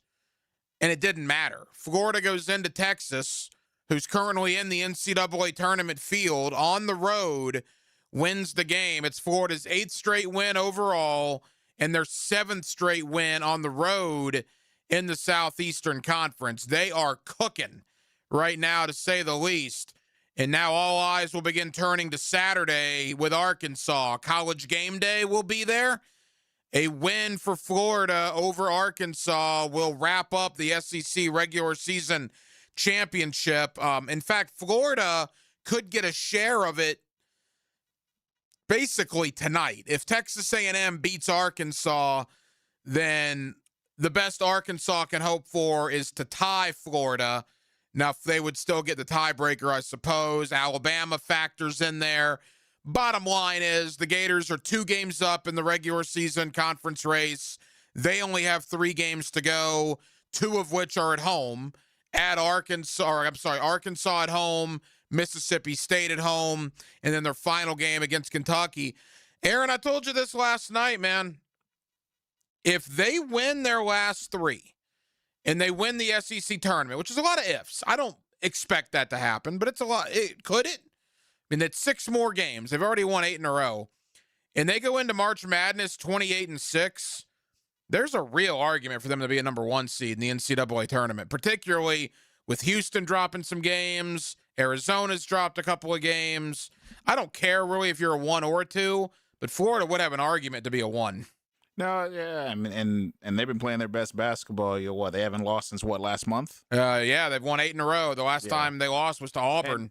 And really, I mean, like you said, there's no difference between the 1 and 2, but I mean, they at least, have that 2 spot locked up with the way they're playing right now. Zig Fracassi, Sirius XM, NFL Radio. We'll talk scouting combine. We'll talk Jags. But Zig might be the biggest hockey guy that I know. We'll recap the Olympics, and what did that Olympics do for the National Hockey League? We'll talk about it next on Hacker After Dark. Bone-crushing blows to game-winning goals. Yes! Feel the energy on 1010XL. History! Jacksonville Sports Radio. Yes! Yes! Yes! Hey, Hicken here. I couldn't be any happier than to join the George Moore Chevrolet family. When I say family, I mean it. Visit their beautiful showroom today off Atlantic Boulevard. Find out exactly what I'm talking about. No pressure, just friendly help. And whether you want a car, a truck, SUV, electric, pre-owned, you name it, George Moore Chevrolet has it. And if you can't make it over to Atlantic Boulevard, no problem. MooreChevy.com is easy to navigate as any site you will try. It's never been more easy to use. George Moore Chevrolet. Together, let's drive.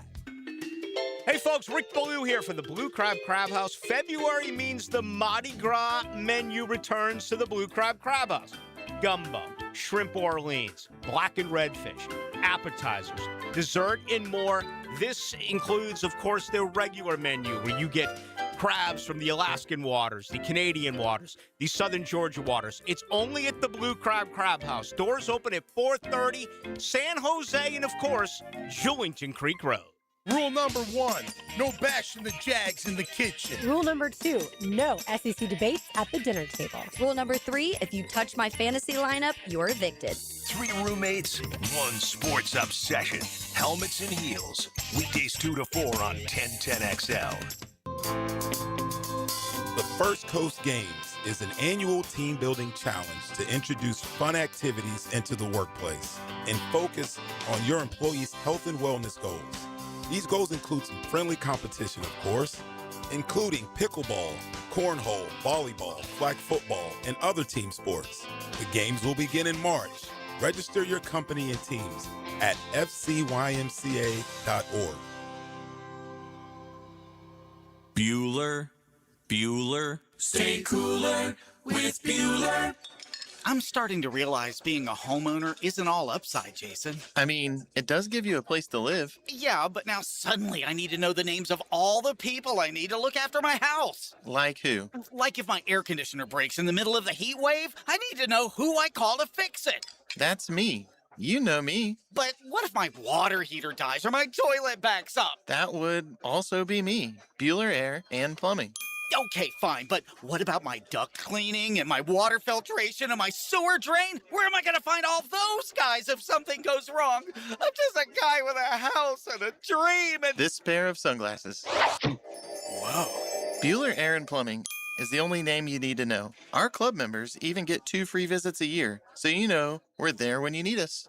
Well, that's cool. Stay cooler with Bueller. Visit BuellerAir.com. This is Mark Nato. My son Justin injured his hand playing baseball for JU. Southeast Orthopedic Specialist performed surgery just a few days later, and within 5 weeks, he was cleared to play in the ASUN baseball tournament. Our family has trusted Southeast Orthopedic Specialists for years. For any orthopedic injury, let Southeast Orthopedic Specialists take care of you too. Relieve pain and get back to life. Southeast Orthopedic Specialists. I'm with Greg from Cycles of Jacksonville, and you got some really cool events coming up in your showroom on Atlantic near Regency. We've got some exciting things. All new Euro motorcycle, fresh out of the box. I've never seen it. Some demo days. We got Sully here to give us the detail. Yes, so March 12th from 10 a.m. to 4 p.m. we have a Euro demo day. Come out, test ride, and see if this is your next bike you're going to get. Very exciting stuff. All new Euro. You're going to want to see this. Everybody loves sidecars. Want more details? Check out Cycles of Jacksonville on Facebook and their Instagram page. When it comes to glass, you don't want average. You want flawless. Duval Glass and Mirror has transformed homes and businesses across Jacksonville for over 35 years. Frameless showers that wow. Mirrors cut exactly to your style. Fogged or broken glass replaced. Decorative tabletops. Windows replaced or repaired to stand up to Florida storms. All backed by a 100% guarantee. Visit DuvalGlass.com for your free quote. There's only one name for glass and mirror around these parts. It's Duval!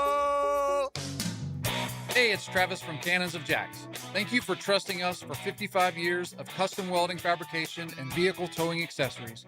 When you need a trailer hitch for the family car, a gooseneck for the company truck, or even RV towing options, call us at Cannons. We can do a bumper hitch, fifth wheel hitch, anything for safe, reliable towing.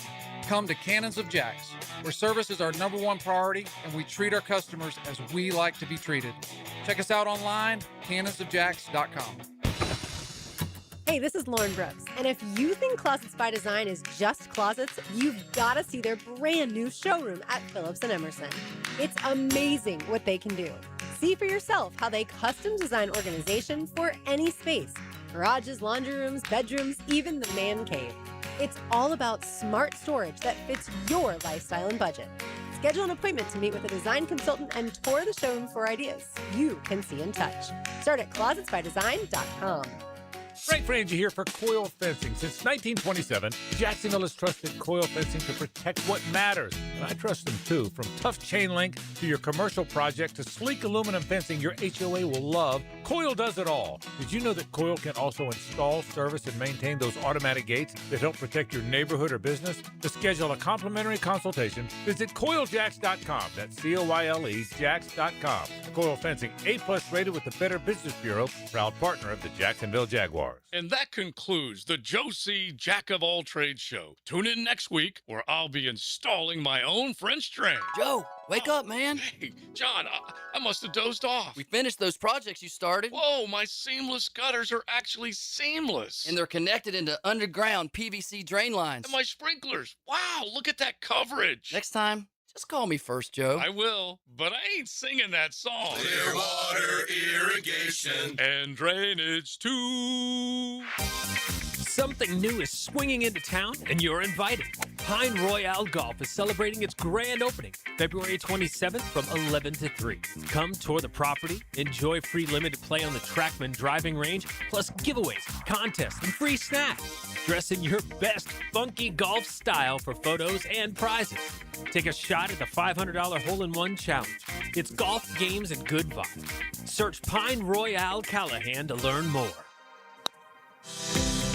This is Jeff Middlecoff with Cogent Bank. My associate Ryan Salem and I joined Cogent Bank because we wanted to revolutionize the mortgage business, just like Cogent Bank has revolutionized the banking business. So Ryan Salem and I are able to leverage the power and stability of Cogent Bank to go out and find our clients the best investors, the best products, and the best rates in the entire country for your particular mortgage loan. Of course, you don't have to be a customer at Cogent Bank to take advantage of our mortgage services to buy or refinance your home. We offer jumbo loans, VA, FHA, conventional, and investment loans. At Cogent Bank, we offer mortgages nationwide, so we can help you with a second home or help a family member who lives or is moving to another state. Call Ryan Salem or myself, Jeff Middlecoff, at Cogent Bank today, 904-442-9191, to see how we can help you with any of your mortgage loan needs, whatever or wherever they may be. Member FDIC, Equal Housing Lender, Cogent Bank, NMLS ID 402296, Ryan Salem, NMLS ID 1182429, Jeff Middlecoff, NMLS ID 249086. 1010XL, presented by Farah and Farah, exclusive injury law firm of the Jacksonville Jaguars. Still present, ready. Farah doesn't flinch. Now, the Monahan's golden moment. Monahan Jewelers in Atlantic Beach, your local family jewelers. Back here on 1010XL and 92.5 FM in the city of Jacksonville, we are glad you are with us. The NFL Scouting Combine going on up in Indianapolis. We will certainly talk about that from a Jaguar point of view, but what a scene it was to close out the Winter Olympics this past Sunday, the United States and Canada. Even though it was 8 a.m. on the East Coast Sunday morning, boy, I was just absolutely riveted by what I saw, as many of you were. There were a ton of people watching it all over the globe, got a ton of reaction as well. What did the United States win over Canada do for the game of hockey here in the U.S.? Let's talk to a man that you hear on Sirius XM NFL radio, but the man is a hockey guy at heart, my buddy Zig Fracassi, and he's always kind enough to join us here on 1010XL. Zig, how we doing, pal? Heck, I'm doing very well, my friend, and you're absolutely right. That was a riveting contest on Sunday.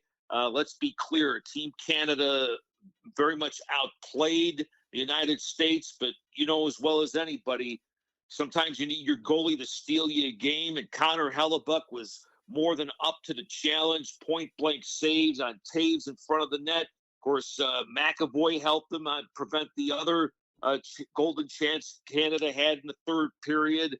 So the goaltending was superb.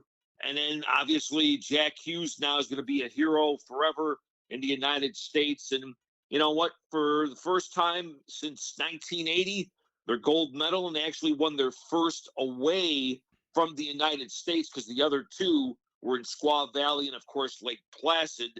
If you want to count the 96 World Cup, that was in Montreal, but still, to me, if you're looking at the Olympics, first ever away from the United States, that was pretty impressive. Zig, I want to look big picture first. Let's dive right in. Hockey's obviously a popular sport here. I mean, it's one of the big four. But clearly, there would be some room for it to grow in the United States. I don't think there's any doubt about that. That game on Sunday, big picture, what do you think that did for the sport of hockey here in the U.S.? Very good question. I would say, you know, I'm not sure it's like the quantum growth hack that we saw from like 1980. When you remember, too, this is the big difference, too. That was U.S. Olympians. Those were guys that were attending Minnesota, Boston University. In other words, collegiate guys, where these are professionals. So I think there has to be a little bit of context taken in with all of that. Do I think now that we're looking at, you know, a kid in Scottsdale, Arizona, a.k.a. Austin Matthews, somebody of that particular ilk, you know, do they get inspired by watching what Jack Hughes and, you know, Charlie McAvoy and what all these guys did? I think there's definitely going to be, you know, further growth on this. But to say that it's going to be even more explosive, I think is a little bit of a reach. Because now, if you look at these rosters, Hack, in the NHL, I think 28 to 30% of the players in the league now are from the United States. And that is a boom from what it used to be. And I think it will get a little bit bigger. In other words, I think it helps, but maybe not the quantum boom, because I think any more than ever now, Back in the day, you didn't have hockey rinks per se where you are in Florida or Texas or Arizona. There are now, and I think that's a testament to what the predecessors did.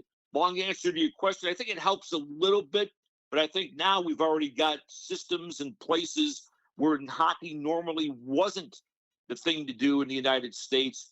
They're there now, and I think they're there to stay. Zig Fracassi, Sirius XM NFL Radio. He's also one of the biggest hockey guys that I know, and he's with us here on Hacker After Dark. Look, the reaction to the win from the United States, particularly from some Canadian media, has been, very negative.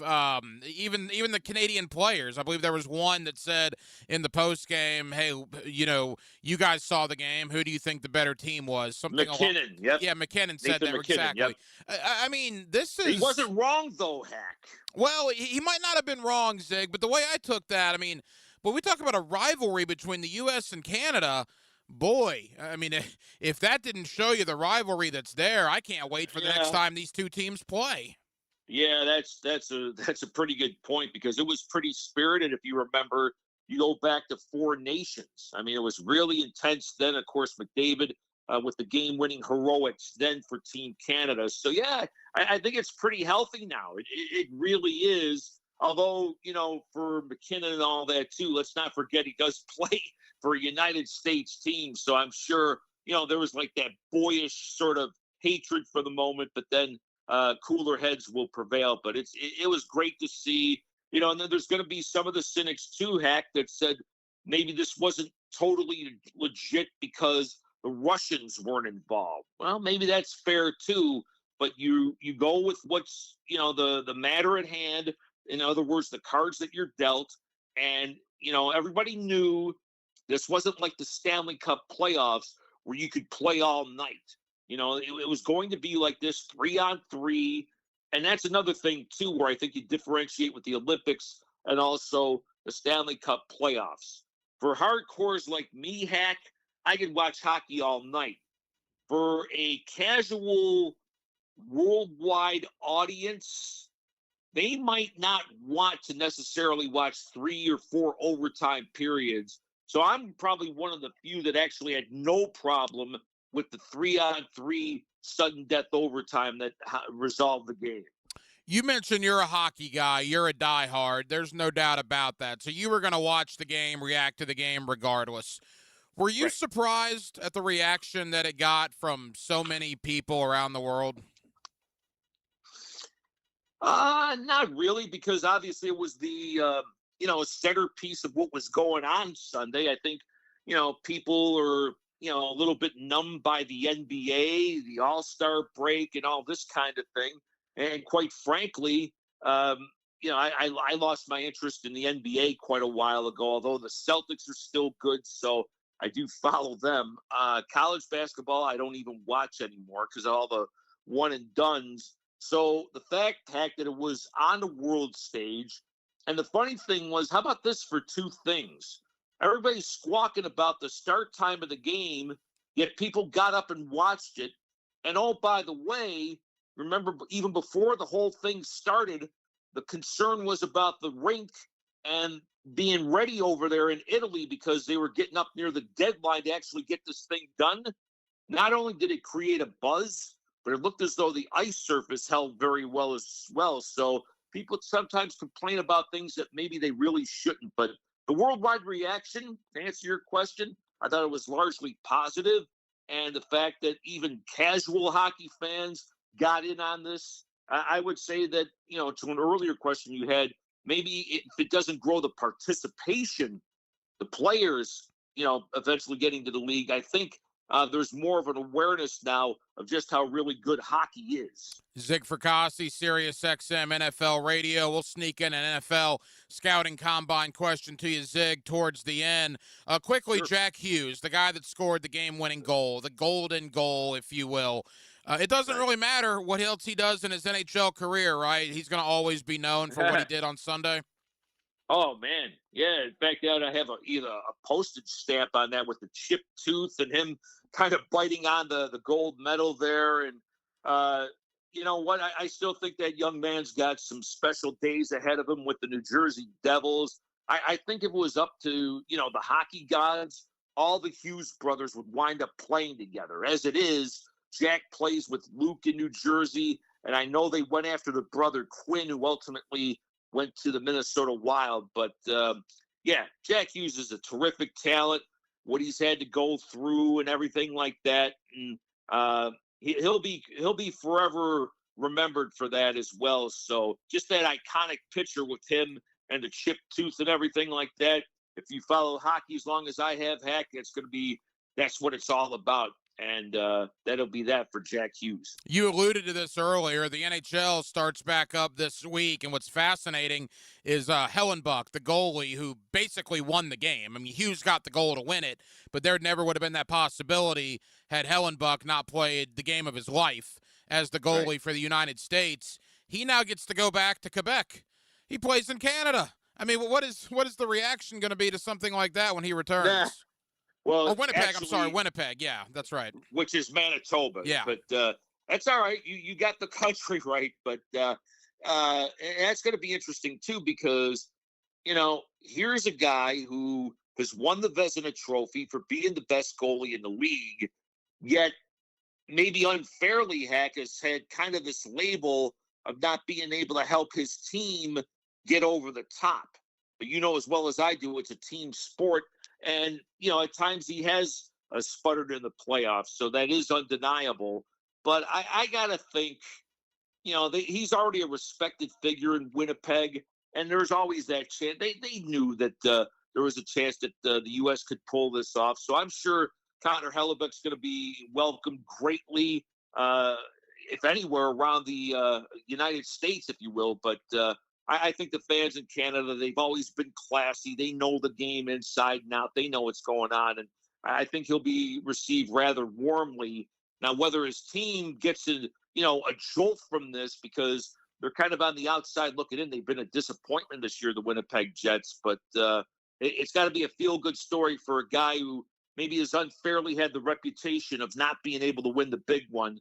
I don't know if they get much bigger than that, the gold medal for Connor Hellebuck in the United States. Final hockey question. There was some trepidation about, basically postponing the NHL season for 3 weeks right in the middle for these guys to go over and play in the Winter Olympics.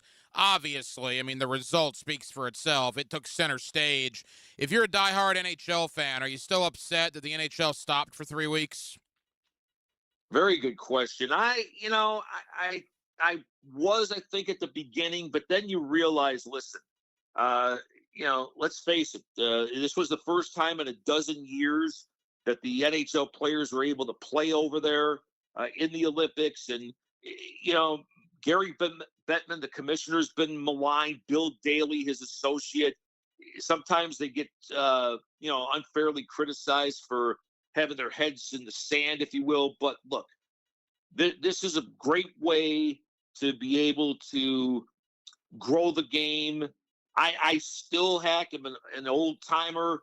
I'd rather have collegians play in the Olympians, but if you're going to stay on that dream team theme, hockey players are going to be over at the Winter Olympics. NFL players, I think, are going to want to play in the Summer Olympics in LA in 2028. This is the way the thing's going. I think hockey is just on that bandwagon of, hey, let's feature our best players on the biggest stage. So I think once you come around, and then when you watch some of the great tournament that we saw, not just U.S., Canada, but some of the other games as well, then you realize, hey, this is a big stage. So, hey, if they got to shut the season down, so be it. And the exposure that it gave the sport is unreal. And by the way, for people here in Jacksonville that really enjoyed watching the Olympics and maybe want to get into the second part of the NHL season, boy, our neighbors in Tampa, Zig, are one of the best teams in the league, are they not? Yeah, and, that's been one of the tremendous coaching jobs by John Cooper. A lot of people, including myself, think he's already the best in the game. And the fact that they've been able to go without Braden Point for a period of time, Victor Hedman for a period of time, some other key injuries, yet they're leading their division. Vasilevsky's looking again like the premier goalie in the world. Some of the other players have come up. some of the youngsters have made their imprint on this organization. As long as you've got number 86 Kucherov, on the power play and all that, the guy's a point scoring machine. So Tampa, even though the East Pack is awfully tight, if I had to have a favorite right now, it would probably be them. It wouldn't surprise me if their GM, Julian Brisebois, makes a move at the trade deadline to maybe even further this team. So I thought maybe 2 years ago, Tampa was on the decline, but they've been able to sort of re-energize on the fly and show that they're still one of the premier teams in the NHL. Zig Fracassi. Zig, final question. You do a lot of work for SiriusXM NFL Radio, and you blink after the Super Bowl, and here we are. The Scouting Combine, we're 2 weeks away from free agency, only 2 months away from the NFL Draft. It should be quite the NFL offseason. Yeah, it is. And the teams and the GMs, coaches, and already meeting in Indianapolis. Of course, SiriusXM NFL Radio is going to have extensive coverage through that all week. I already saw today a couple of items. Spytek, the GM of the Raiders, looks like he wants Crosby to stay, although that's going to be interesting to see. Kirk Cousins is going to be released by the Falcons on March 11th, salary cap move. The Texans GM Caserio said trade speculation involving C.J. Stroud, moronic. I love that word. So sure, you're going to have quite a bit of buzz coming out of Indy the next few days. Zig Fracassi, SiriusXM NFL Radio. Zig, I know you're busy. Thank you so much for taking time out for us in Jacksonville, and we'll talk again soon, pal. Heck, anytime, my friend. Always good to be with you. And thank you to my buddy Zig Fracassi, SiriusXM NFL Radio, for joining us tonight here on Hacker After Dark. Zig does a lot of work with SiriusXM NFL Radio, but he's also one of the biggest hockey guys that I know. And I wanted to get Zig on to talk about the United States and Canada, a moment for hockey that will probably resonate for a long, long time in this country. What happened on Sunday in that gold medal game in the Olympics. Absolutely incredible theater as the United States wins their first gold medal in men's hockey in the Winter Olympics since the Miracle on Ice in 1980, 46 years ago. And it was fitting that it happened on February the 22nd, actually 46 years to the date that the United States defeated the Soviets there with the Miracle on Ice. So great theater, like we said. It was a great scene over there in Italy.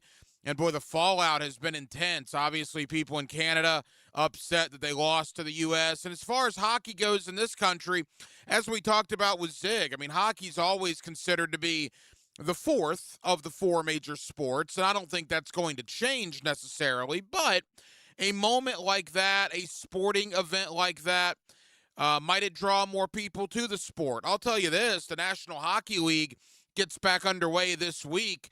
I'm probably more likely to watch a little more hockey now, at least for the next couple of months, than I was prior to the Olympics. I'll tell you that. So it was a great moment, and we certainly appreciate Zig Fracassi for joining us tonight. We spent some time on that. But as you can imagine, it was a ton on the Jacksonville Jaguars. It was a ton on the NFL Scouting Combine that is going on up in Indianapolis. In fact, on-field work at the Combine begins tomorrow.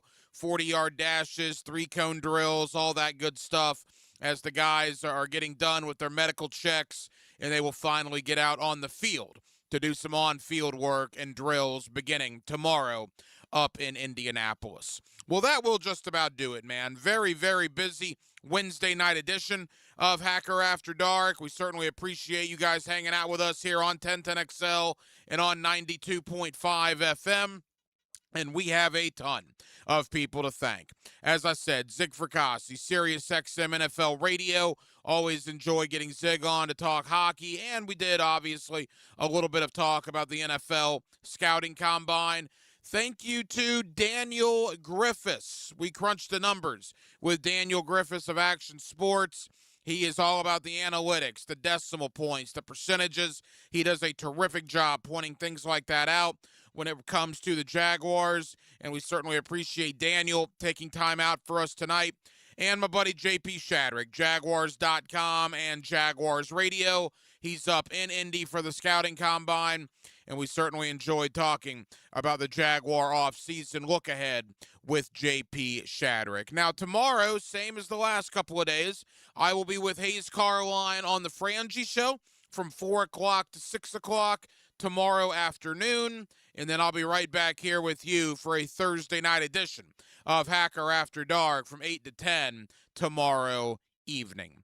Aaron Williams was your producer tonight. Aaron, great job as always. I'm the Hacker Ryan Green. And again, Jacksonville, thank you for spending part of your Wednesday evening with us right here on Hacker After Dark on 1010XL and on 92.5 FM. So for all of us here on HAD, have a terrific remainder of your Wednesday evening, and I will talk to you tomorrow, both at 4 o'clock on the Frangie Show, and then right back here on Hacker After Dark on a Thursday beginning at 8 p.m. Until then, good night, Jacksonville. 1010XL.